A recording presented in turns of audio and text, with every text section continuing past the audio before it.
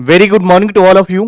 कैसे हैं बच्चे? आई होप आप लोग बहुत अच्छे होंगे और आप लोगों का पढ़ाई बढ़िया चल रहा होगा। तो जैसे कि लास्ट क्लास के अंदर अगर हम बात करें सीए फाउंडेशन का बिजनेस लॉ का, ऑलरेडी मैंने सीए फाउंडेशन के बिजनेस लॉ के प्लेलिस्ट में अगर आप जाएंगे तो वहां पर देखेंगे इंडियन कॉन्ट्रैक्ट एक्ट मैंने पूरे कंप्लीट करा रखा है। सेल्स ऑफ गुड्स एक्ट जो है उसको भी मैंने पूरा कंप्लीट करा है। आज हम लोग जो करने वाले हैं वो एक्ट का नाम है इंडियन पार्टनरशिप एक्ट 1932। तो आइए बच्चे, सबसे पहले हम लोग इसके बारे में एक बार ओवरव्यू लेते हैं कि हम लोग क्या क्या कंटेंट कवर करने वाले हैं। तो आइए सबसे पहले हम लोग बात करेंगे बिजनेस लॉ चैप्टर नंबर 4। आइए चैप्टर नंबर 4, यहां पर सबसे पहले यूनिट नंबर फर्स्ट को हम लोग डिस्कस करेंगे, वन शॉट में कवर करेंगे। तो आइए हम लोग क्या क्या कंटेंट बच्चे कवर करने वाले हैं उसके बारे में एक बार हम लोग समझते हैं कि पूरे चैप्टर के अंदर हम लोग कितने क्या क्या कंटेंट कवर करने वाले हैं। आइए तो हम लोग बात करेंगे मीनिंग एंड की एलिमेंट्स, क्या मतलब होता है, पार्टनरशिप का मतलब क्या होता है, पार्टनरशिप के अंदर true test and mutual agency का जो कॉन्सेप्ट है क्या मतलब होता है, इसका मतलब है टाइप्स ऑफ पार्टनरशिप क्या होते हैं और उसके बाद काइंड्स ऑफ पार्टनरशिप क्या होते हैं, comparison between comparison with other forms, यहां पर अदर फॉर्म्स के साथ भी मैं कंपैरिजन करके आपको दिखाऊंगा। तो आइए उसके बाद हम बात करेंगे पार्टनरशिप डीड की क्या डिटेल्स होती हैं, उस सभी के बारे में हम लोग चर्चाएं करेंगे। आइए partnership in business law, partnership in business law. आइए सबसे पहले अगर हम बात करें बच्चे तो पार्टनरशिप का डेफिनेशन गिवन है section 4 of the Indian partnership act 1932। ये कहता है कि partnership is the relationship between two और more person who have agreed to share profit of the business carried by all or any of them. यानी कहने का मतलब यह है कि पार्टनरशिप होने के लिए कम से कम दो या दो से अधिक पर्सन्स का होना जरूरी होता है। ध्यान रखेंगे यहां पर पर्सन्स का मतलब कौन होते हैं बच्चे, वो पर्सन जिसकी कॉन्ट्रेक्चुअल कैपेसिटी होती है, यानी मेजर पर्सन होना चाहिए, और person not disqualified by law, यानी वो पर्सन कैसे होते हैं बच्चे, वो पर्सन्स कहलाते हैं। यानी लॉ कहता है कि कभी भी पार्टनरशिप की शुरुआत में माइनर नहीं आ सकता है, इस बात का ध्यान रखेंगे क्योंकि पार्टनरशिप का डेफिनेशन कहता है कि partnership is the relationship between two और मोर पर्संस। तो यहां पर दो या दो से अधिक पर्संस होना चाहिए। लॉ के अंदर पर्संस का डेफिनेशन गिवन है बच्चे कि पर्संस के अंदर पर्संस वो लोग होते हैं जो मेजर होते हैं, यानी 18 साल से ऊपर के होते हैं, जिनकी माइंड साउंड होती है, जिनकी कॉन्ट्रेक्चुअल कैपेसिटी होती है, यानी जो ऐसे पर्सन जो लॉ के द्वारा डिस्क्वालिफाइड घोषित नहीं है। ये सारे के सारे पर्संस की कॉन्ट्रेक्चुअल कैपेसिटी होती है। कौन से व्यक्ति है जिनकी कॉन्ट्रैक्ट करने की कैपेसिटी नहीं होती, तब minor, unsound person, lunatic person, drunken person, idiot person, ये सारे पर्सन ऐसे होते हैं, पर्सन डिस्क्वालिफाइड बाय लॉ।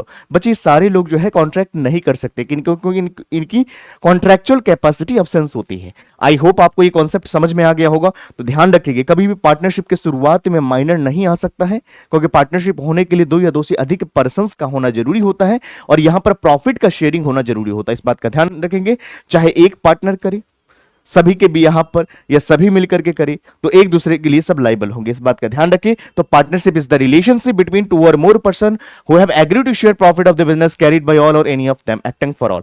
आइए बच्चे सिंपल तरीके से मैं आपको एग्जाम और एक्सप्लेन कर रहा हूं जिससे चीजें आपको समझ में आ जाए। A partnership is when two और मोर पर्सन या people agrees to run a business together and share its profit. बच्चे हम इसको क्या बोलेंगे, पार्टनरशिप कहेंगे। जैसे देख लीजिए, A and B open a shop together and agree to share profit, that's a partnership. बच्चे ए एंड बी कैसे होना चाहिए, पर्सन्स होना चाहिए, 18 साल से ऊपर के होने चाहिए, तभी यह पार्टनरशिप वैलिड माना जाएगा। लॉ कहता है कि कोई कभी भी पार्टनरशिप की शुरुआत में माइनर तो नहीं आएगा, लेकिन एग्जिस्टिंग पार्टनर से अगर पार्टनरशिप चल रही है, एग्जिस्टिंग पार्टनरशिप में आप माइनर को एंटर कर सकते हो फॉर बेनिफिट्स के लिए। बेनिफिट्स किसका होगा, माइनर का होगा, लॉसेस में पार्टिसिपेशन नहीं होगा।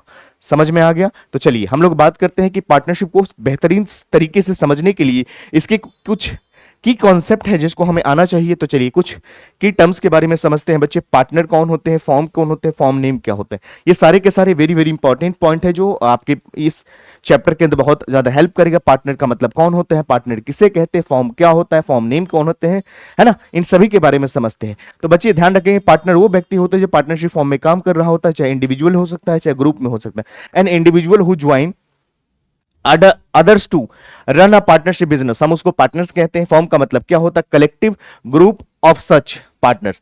जितने भी ग्रुप पार्टनर्स के ग्रुप होते हैं उन सभी का जो कलेक्शन होती है या सब लोग मिल करके जो काम करते हैं, हम उसको क्या बोलते हैं बच्चे, फॉर्म कहते हैं। The collective group of such partner, जितने भी पार्टनर्स होते हैं उन सभी का कलेक्टिव ग्रुप क्या कहलाते हैं बच्चे, फॉर्म कहलाते हैं।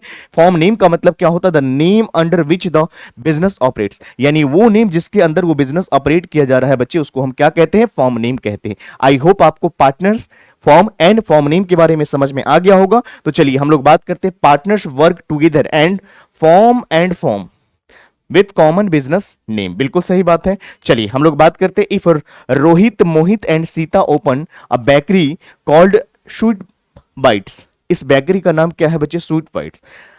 The three are the partners and sweet bites is a firm. तो बच्चे ध्यान रखेंगे, यहां पर जो रवि है, मोहित है, सीता, ये तीनों लोग जो यहां पर मिलकर के काम कर रहे हैं इसको पार्टनर्स बोला जाता है। बट यहां पर जो बिजनेस का नाम है स्वीट बाइट्स, स्वीट बाइट्स, ये क्या है बच्चे? एक फॉर्म का नाम हो गया। समझ में आ गया? क्लियर है? तो partner, form and form name के बारे में आपको समझ में आ गया। तो चलिए हम लोग आगे बात करेंगे बच्चे। उसके बाद हम लोग बात करते हैं, यहां पर कुछ इंपॉर्टेंट पॉइंट है, यानी हम कह सकते हैं कि what are the essential characteristics और फीचर्स ऑफ पार्टनरशिप। पार्टनरशिप को समझने के लिए उसके क्या फीचर्स हैं, क्या उसकी इसेंशियल एलिमेंट्स है, क्या कैरेक्टरिस्टिक्स है, उसके बारे में हम लोग समझते हैं बच्चे। तो सबसे पहले क्या होना चाहिए? सबसे पहले टू और मोर पर्संस का होना जरूरी है।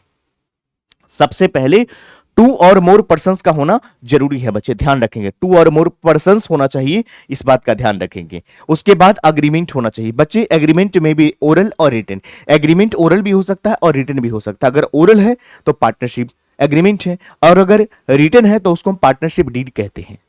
पार्टनरशिप डीड क्या होता है उसके बारे में हम लोग समझेंगे। पार्टनरशिप डीड वो चीज होती है जहां पर सारी चीजें रिटन में लिखी होती है, टर्म्स एंड कंडीशंस के बारे में बताया गया होता है। चलिए, agreement between them.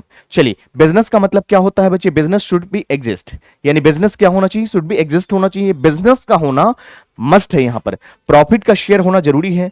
Profit share होगा तो यानी पार्टनरशिप माना जाएगा। यानी all 5 conditions must be fulfilled for a valid partnership exist. यानी टू और more person, agreement, business and उसके बाद यहां पर प्रॉफिट्स की बात करें बच्चे यहां पर, तो सारे के सारे जो एलिमेंट्स हैं ये प्रेजेंट होना चाहिए एक वैलिड पार्टनरशिप होने के लिए।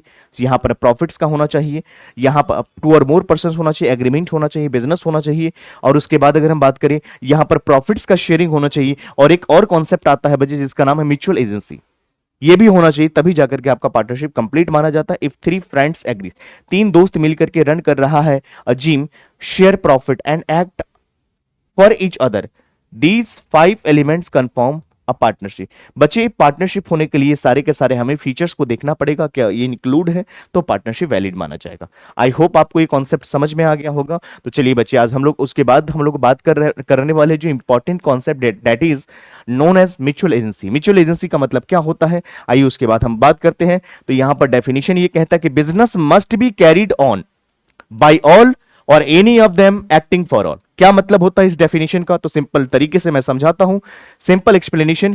Every partner represent the form, जितने भी पार्टनर्स यहां पर पार्टनरशिप फॉर्म में होंगे, ये सारे पार्टनर्स जो होंगे, एवरी पार्टनर रिप्रेजेंट कर रहा है फॉर्म को। जितने भी, चाहे एक्स वाई जेड तीनों पार्टनर हैं, ये फॉर्म को रिप्रेजेंट करता है and can bind others, and bind भी कर सकता है बाय देयर एक्शंस। तो कहने का मतलब ये मैं यहां पर बताना चाह रहा हूं कि मान लीजिए मिस्टर एक्स और मिस्टर वाई दो पार्टनर्स हैं, तो मिस्टर एक्स जो है वो भी फॉर्म को रिप्रेजेंट कर रहा है, मिस्टर वाई भी कर रहा है। मिस्टर एक्स अगर कोई एक्टिविटीज करेगा जो फॉर्म को चलाने के लिए जरूरी है, उसके लिए वाई भी लायबल हो गए, चाहे दोनों मिलकर के करेंगे। तो यहां पर वही बातें बताया गया है कि यहां पर म्यूचुअल एजेंसी का मतलब होता है every partner represent the form and can bind other by direction. जितने भी पार्टनर से फॉर्म को रिप्रेजेंट कर सकता है और उसके द्वारा की गई एक्टिविटीज की वजह से एक्शन की वजह से फॉर्म को बाइंड किया जा सकता है। आई होप म्यूचुअल एजेंसी का मतलब समझ में आ गया होगा। ये बहुत इंपॉर्टेंट लाइन है क्योंकि पार्टनरशिप का डेफिनेशन के अंदर ही बताया गया कि business must be carried on by all or any of them acting for all.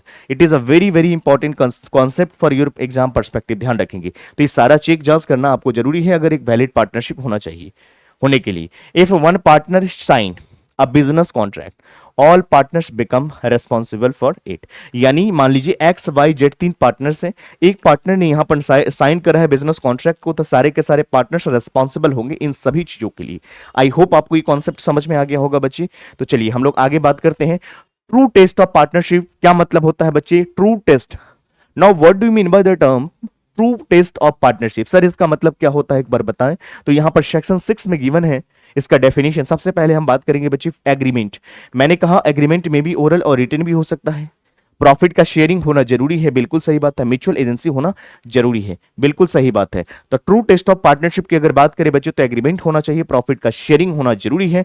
अगर बिजनेस है, मान लीजिए एक्स वाई जेड, एक्स और वाई जेड 3 मिलकर के 3 पार्टनर मिलकर के यहां पर बिजनेस कर रहा है चैरिटेबल पर्पज के लिए, क्या ये पार्टनरशिप वैलिड माना जाएगा? नहीं माना जाएगा।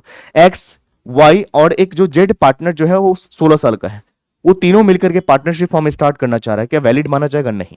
तो यहां पर क्या होना चाहिए? प्रॉफिट का शेयरिंग होना चाहिए, म्यूचुअल एजेंसी का होना चाहिए, अग्रीमेंट का होना जरूरी है, तभी एक ट्रू टेस्ट ऑफ पार्टनरशिप माना जाएगा, जो सेक्शन 6 के अंदर गिवन है। बच्चे आई होप समझ में आ गया होगा। चलिए, और बेहतर तरीके से समझने के लिए हमें, और मैं एक्सप्लेन करता हूं, profit sharing alone is not enough. बच्चे सिर्फ और सिर्फ प्रॉफिट शेयर करने से ही पार्टनरशिप नहीं मानी जाती है। All three elements must be present to confirm the partnership. बिल्कुल सही बात है, और भी चीजें हैं जो डिसाइड करेगा आपका पार्टनरशिप वैलिड होगा या नहीं। चलिए, if two people share profit but do not act each other, तो पार्टनरशिप नहीं कहा जाएगा। सिर्फ प्रॉफिट शेयर कर रहा है लेकिन और चीजें के लिए रिस्पॉन्सिबल नहीं है। मैंने कहा पार्टनरशिप कंप्लीट होने के लिए पार्टनरशिप का डेफिनेशन को समझेंगे। पार्टनरशिप के अंदर जो टर्म्स लिखी गई है कि partnership is the relationship between two और more persons who have agreed to share profit of the business carried by all or any of them acting for all. बच्चे सारे फीचर्स मौजूद होना चाहिए।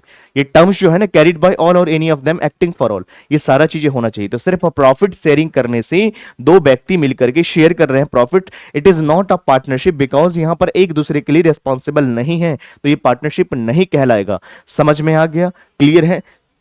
चलो आगे बढ़ेंगे। उसके बाद हम लोग बात करते हैं agreement is essential, section number 5। बच्चे, एग्रीमेंट हमारे लिए बहुत ज्यादा इसेंशियल होता है, पार्ट बहुत ज्यादा महत्वपूर्ण हिस्सा होता है। चलिए हम लोग बात करते हैं। आइए, पार्टनर्स रिक्वायर एग्रीमेंट। बिल्कुल सही बात है बच्चे, पार्टनर्स को जरूरत होती है किसकी? एग्रीमेंट को। एग्रीमेंट की तो must be created by agreement. इसको किस किस तरह से बनाया जाता है? एग्रीमेंट के थ्रू बनाया जाता है, नॉट बाय स्टेटस। तो ये स्टेटस और लॉ के थ्रू नहीं बनता, एग्रीमेंट के थ्रू बनता है। इसलिए पार्टनरशिप में जो पार्टनर्स होते हैं उसकी रेस्पॉन्सिबिलिटी यानी लाइबिलिटी क्या होता है बच्चे? अनलिमिटेड होता है, ध्यान रखेंगे। तो यहां पर it is created by an agreement, और पार्टनरशिप में जो पार्टनर्स होते हैं उनकी लाइबिलिटी अनलिमिटेड होती है। आई होप कॉन्सेप्ट आपको समझ में आ गया होगा। और नॉट ऑटोमेटिक, ऑटोमेटिक ट्रांसफर नहीं करी जाती, यानी family relation do not create partnership. जो फैमिली का रिलेशन है, इनहेरेंट नेचर के जो होते हैं, वो ऐसा इसमें पार्टनरशिप में नहीं होगा, नॉट ऑटोमेटिक। यहां पर पार्टनरशिप होने के लिए जो इसेंशियल एलिमेंट्स है उसको पूरा करना पड़ेगा। एक्सप्लिसिट कंसेंट का मतलब all parties must agree to partnership terms. बिल्कुल सही बात है। अगर मान लीजिए एक्स है, वाई है, और यहां पर जेड पार्टनर आना चाह रहा है, तो कंसेंट किसका चाहिए? दोनों का ही चाहिए। ध्यान रखेंगे, दोनों में से कोई एक पार्टनर अगर मना कर रहा है तो वो नहीं आ सकता है। कॉन्सेप्ट क्लियर है? All parties must agree to partnership terms. बिल्कुल सही बात है। चलिए बच्चे, एक्सप्लेनेशन की बीइंग फैमिली और inheriting a business does not make your partner make you a partner, there must be an agreement। बच्चे, यहां पर एग्रीमेंट का होना बहुत जरूरी है।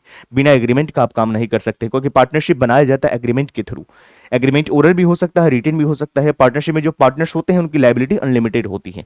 कॉन्सेप्ट क्लियर होगा? If a son takes over his father business. बच्चे, यहां पर फादर का बिजनेस सन को डिलीवर किया जा रहा है without an agreement with the other partners is not a partners yet. बिल्कुल सही बात है। तो ना तो इसको पार्टनरशिप कहेंगे ना तो पार्टनर्स कहेंगे।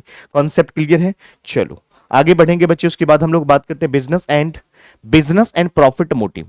बच्चे, बिजनेस एंड प्रॉफिट मोटिव का मतलब क्या होता है, आइए उसके बारे में हम लोग समझते हैं। और बिजनेस का यहां पर होना मस्ट है, प्रॉफिट का शेयरिंग होना जरूरी है। तो आइए, बिजनेस रिक्वायरमेंट्स की जब हम बात करते हैं बच्चे, क्या मतलब होता है, आइए इस कॉन्सेप्ट को हम लोग और बेहतरीन तरीके से समझते हैं। तो आइए, सबसे पहले हम लोग बात करेंगे बच्चे, यहां पर बिजनेस के रिक्वायरमेंट की हम बात करेंगे। आइए, a valid partnership must involve a business. बिल्कुल सही बात है। एक पार्टनरशिप वैलिड तभी माना जाएगा जब यहां पर क्या होना चाहिए? बिजनेस होना चाहिए। प्रॉफिट मोटिव का मतलब क्या होता है बच्चे? यहां पर प्रॉफिट होना चाहिए, the intention to earn profit motive exist. तो यहां पर क्या होना चाहिए? प्रॉफिट अर्न करने का मोटिव होना चाहिए। सिंपल एक्सप्लेनेशन की बात करें, social and religious associations are not a partnership. यानी यहां पर सोशल और रिलीजियस एसोसिएशन को पार्टनरशिप नहीं बोलेंगे, दे लैक प्रॉफिट मोटिव। बिल्कुल सही बात है। चलिए, running a charitable hospitals without any intention to earn profit is not a partnership. बच्चे, यहां पर एक चैरिटेबल ऑर्गेनाइजेशन हॉस्पिटल को चलाया जा रहा है जिसका मोटिव प्रॉफिट कमाना नहीं है, this is not a partnership. Concept clear है? चलो आगे बढ़ेंगे हम लोग। उसके बाद बात करेंगे share of profit. Sharing of profit का मतलब क्या होता है बच्चे? आइए इस कॉन्सेप्ट को हम लोग समझते हैं और अच्छे तरीके से। तो आइए हम लोग बात करेंगे शेयरिंग ऑफ प्रॉफिट। क्या मतलब होता है बच्चे शेयरिंग ऑफ प्रॉफिट्स की अगर हम बात करें तो यहां पर right to share profit. Right to share profit का मतलब बच्चे all partners must have the legal rights. बिल्कुल सही बात है। प्रॉफिट का रेशियो क्या होता है? कैन बी इक्वल और एज एग्रीड, या तो इक्वल होगा या टर्म्स एंड कंडीशंस में लिखी होगी। लॉस शेयरिंग बच्चे इट इज ऑप्शनल अरेंजमेंट। ये ऑप्शनल होता है, ये अगर हम बात करें तो मैंडेटरी नहीं होता है, आप इस बात का ध्यान रखोगे। Every partner should have right to get a part of profit even if the loss sharing is not agreed. बिल्कुल सही बात है। If three people share profits equally but only one bear loss, it is still a partnership. हम उसको क्या मानेंगे बच्चे? Partnership मानेंगे। ध्यान रखेंगे। क्लियर है पॉइंट्स? चलो हम लोग आगे बात करते हैं, पार्टनरशिप का एग्जांपल लेते हैं, उसके बाद हम लोग चीजों को समझते हैं और बेहतरीन तरीके से, चाहे हमें चीजें कॉन्सेप्ट समझ में आ जाएगा। चलिए पार्टनरशिप के हम लोग क्या कर रहे हैं बच्चे, एग्जांपल को देखते हैं। नहीं आइए यहां पर नंबर 1 और नंबर 2 पे चलिए। सिंगल ट्रांजेक्शन पार्टनरशिप, यानी for example X and Y buy a cotton and sell it together and share profit, partnership माना जाएगा। X and Y cotton sell it together and share profit equal to partnership, क्या ये partnership माना जाएगा? बिल्कुल सही बात है। चलिए seasonal business partnership, example number 2, A and B agree to sell homemade Diwali sweets together and split profits, it counts as a partnership. बिल्कुल सही बात है, माना जाएगा। चलिए एग्जांपल की बात करते हैं, सिंपल तरीके से समझते। Even if a business is for single transaction, बच्चे चाहे वो बिजनेस का सिंगल ट्रांजेक्शन क्यों ना हो, it can be partnership if all elements are present. बच्चे अगर सिंगल भी ट्रांजेक्शन हो, यानी फेस्टिवल्स पे बेच रहे हैं, अकेजनली बेच रहे हैं, बट ये सारे फीचर्स मौजूद है, तो उस कंडीशन में पार्टनरशिप हम इसको कह सकते हैं। चलो आगे हम लोग बात करेंगे बच्चे पार्टनरशिप डीड का क्या मतलब क्या होता है। मैंने अभी जस्ट बताया था कि partnership agreement can be written और ओरल। यहां पर ओरल भी होते हैं और रिटन भी होते हैं। ओरल एग्रीमेंट होती है और जब रिटन का मतलब लिखित में होती है, वहां पर सारी चीजें लिखी होती है। फॉर्म का नेम क्या होगा, पार्टनर्स का नाम क्या होगा, कितना कैपिटल कौन लेकर के आएगा, कितना प्रॉफिट शेयरिंग रेशियो रहेगा, रूल्स एंड रेस्पॉन्सिबिलिटी पार्टनर्स के बीच में क्या रहेगा, ये सारी बातें जब वहां पर लिखी होंगी हम उसको पार्टनरशिप डीड कहते हैं। बच्चे लिखित में होती है, रिटन फॉर्म में लिखा जाता है। चलिए क्या मतलब होता है उसके बारे में समझते। फॉर्म नेम की अगर बात करें बच्चे, यहां पर the official name under which the partnership operate, यानी वो ऑफिशियल नेम जिसके अंदर क्या हो रहा है, पार्टनरशिप को ऑपरेट किया जा रहा है बच्चे, हम उसको पार्टनरशिप क्या कहते हैं बच्चे, डीड कहते हैं। अमाउंट कंट्रीब्यूशन की बात करें बच्चे, amount invested by each partner, जितने भी पार्टनर्स होते हैं उन सभी ने जो अमाउंट इन्वेस्ट किया है बच्चे, उसको अमाउंट कंट्रीब्यूटेड कहते हैं। प्रॉफिट शेयरिंग रेशियो की बात करें, how profit will be divided among the partners के बीच में कैसे डिवाइड करा जाएगा, रूल्स एंड रिस्पॉन्सिबिलिटी क्या होगा, specific duties assigned of each partner के बारे में यहां पर बताया गया है। A written deed avoid dispute, बच्चे एक रिटन डिस्प्यूट जो होती है, एक रिटन अग्रीमेंट जो होता है अवॉइड करता है डिस्प्यूट। पार्टनर्स के बीच में कोई भी तरह का डिस्प्यूट होती है तो वहां पर लीगल फॉर्म में दिखा सकता है, प्रूव कर सकता है। Ensure the everyone know right and duties, बिल्कुल सही बात है। अगर रिटन में है, लिखित में है, तो वहां पर दिक्कत नहीं होता, कन्फ्यूजन नहीं होता है। आप आप कोर्ट में भी फाइल कर सकते हैं। A deed stating that partners A gets 60% profit and handles accounts while B amounts operates with 40% share। तो ये सारी चीजें डीड में लिखी होंगी, तो इससे क्या होगा, डिस्प्यूट को अवॉइड कर सकते हो, चीजें क्लियर रहेगा। आई होप पार्टनरशिप डीड के बारे में समझ में आ गया होगा। जहां पर फॉर्म का नाम लिखा होता, अमाउंट कंट्रीब्यूशन, कैपिटल कंट्रीब्यूशन को किसने कितना करा, उस सारी चीजें इसमें मेंशन होती है। प्रॉफिट शेयरिंग के बारे में लिखा होता है, किसका क्या रोल होगा, क्या किसका रेस्पॉन्सिबिलिटीज होगा, ये सारी चीजें मेंशन होती है बच्ची।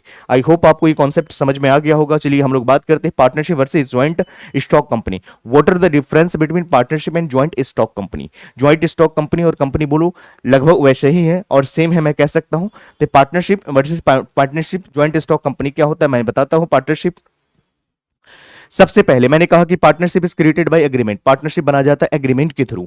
तो जो चीज एग्रीमेंट के थ्रू बनाया जाता है उसको खत्म भी किया जाता है एग्रीमेंट के थ्रू। बट यहां पर अगर हम बात करें बच्चे ज्वाइंट स्टॉक कंपनी, था it is created by law, जिस चीज को लॉ बनाता है उसको खत्म भी लॉ ही करता है। चलिए बच्चे, नो सेपरेट लीगल एंटिटी, बच्चे यहां पर कोई सेपरेट लीगल एंटिटी नहीं होती है।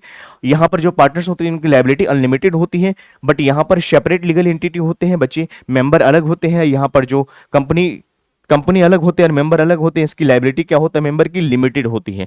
आई होप आपको ये कॉन्सेप्ट समझ में आ गया होगा।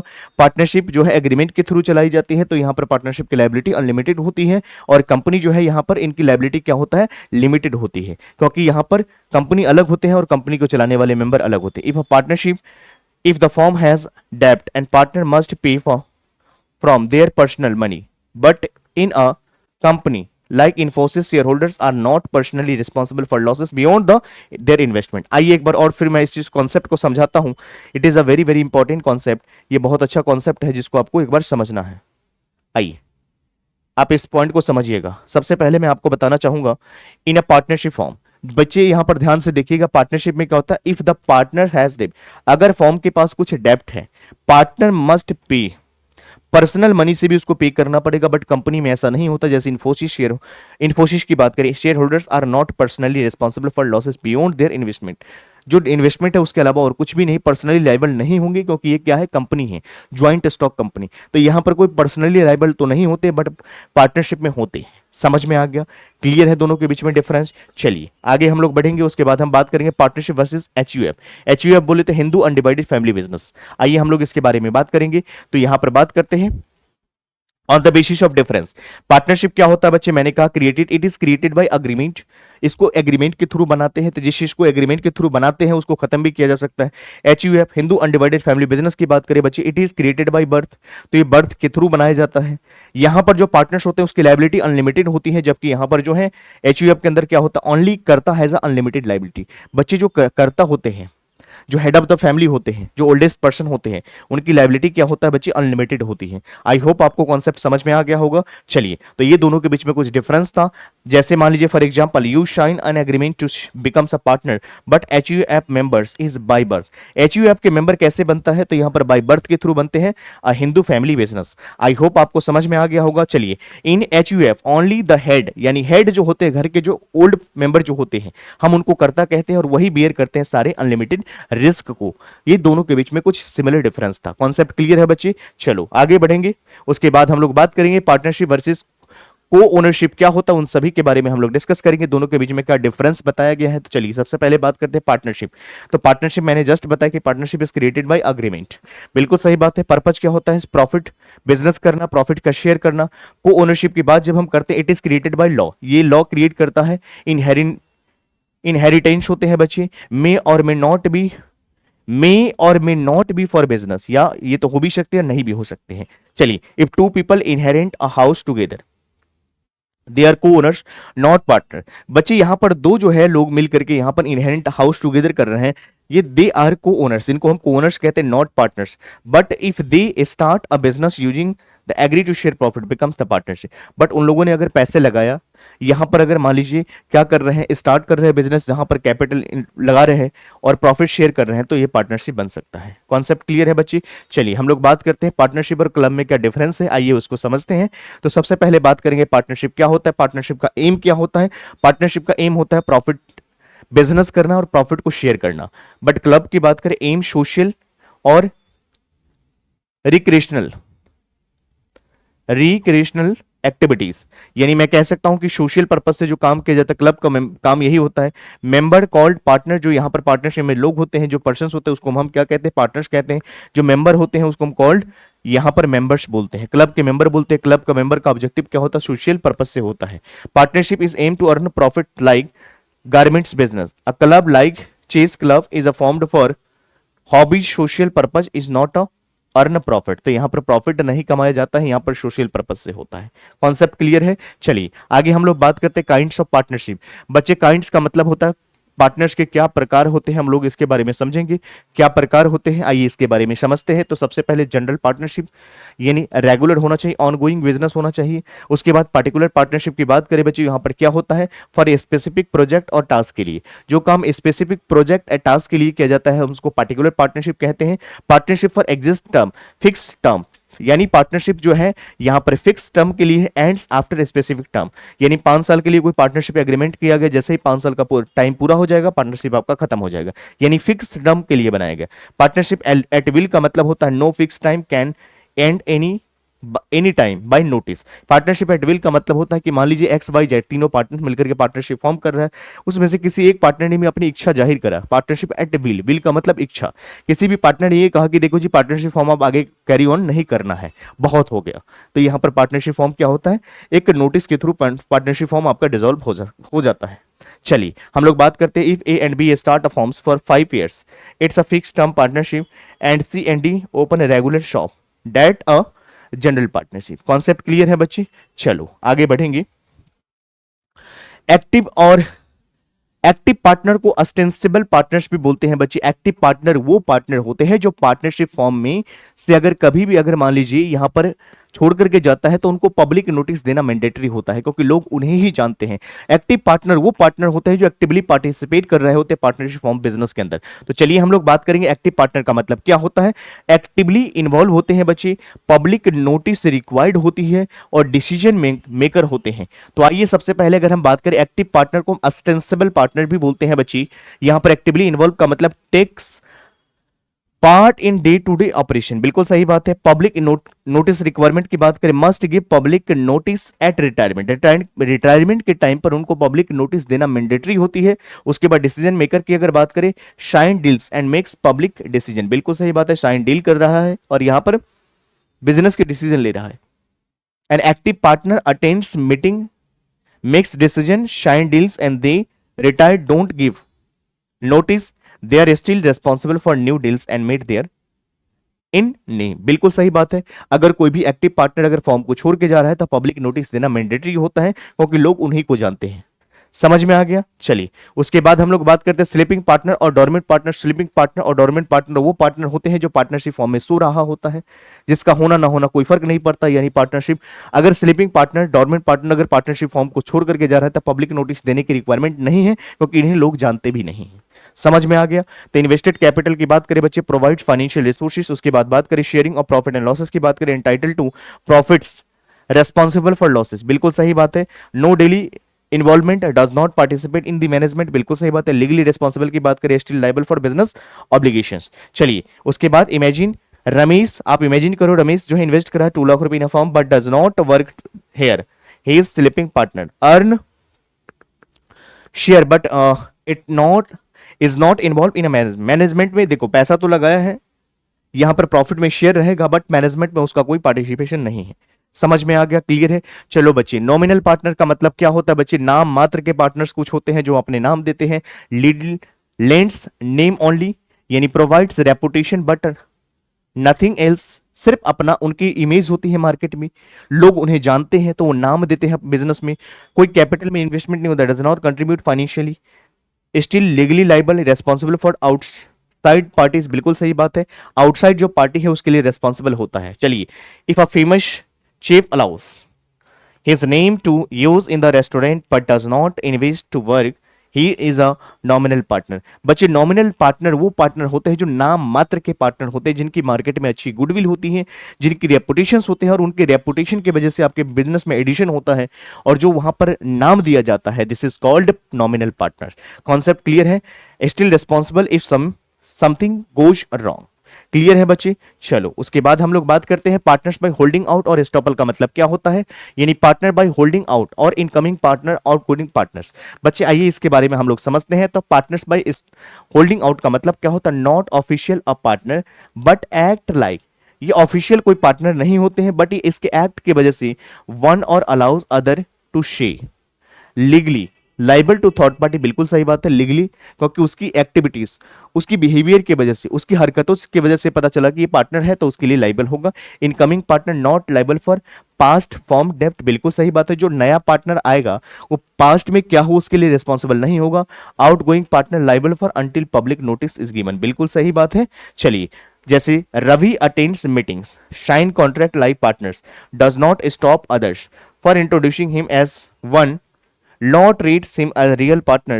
If Shyam joins a firm in 2024, he want to pay for 2023 dues. If Raju leaves the firm but does not inform to the public, he may still be held for responsible। यानी उसने public को notice नहीं दिया तो अभी भी उसके लिए रेस्पॉन्सिबल है। आई होप आपको कॉन्सेप्ट समझ में आ गया होगा बच्चे।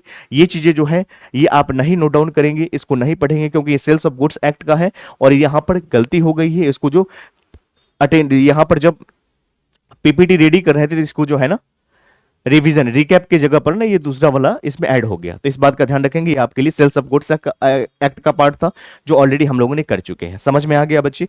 चलिए हम लोग आगे बात करते हैं। आइए तो इस तरह से मैंने आपका पार्टनरशिप की अगर बात करें यूनिट नंबर फर्स्ट मैंने अच्छे तरीके से कराने का प्रयास करा है। क्लास आपको कैसे लगी कमेंट सेक्शन में जरूर बताएंगे। बाकी जितने हो सके इसको नियर डियर जो भी आपके फ्रेंड्स है, सर्कल है, जहां भी हैं, आप इसको शेयर कर सकते हैं। और बाकी नोट्स के लिए हमारे टेलीग्राम चैनल को आप ज्वाइन कर सकते हैं और आप डेली बेसिस पर क्लास आप इसको अटेंड कर सकते हैं। बाकी कल की क्लास में हम लोग करेंगे पार्टनरशिप का यूनिट नंबर सेकंड। तो यहां तक आप लोग रिवाइज करो, फिर मिलते हैं अगले क्लास में। Thank you so much, take care.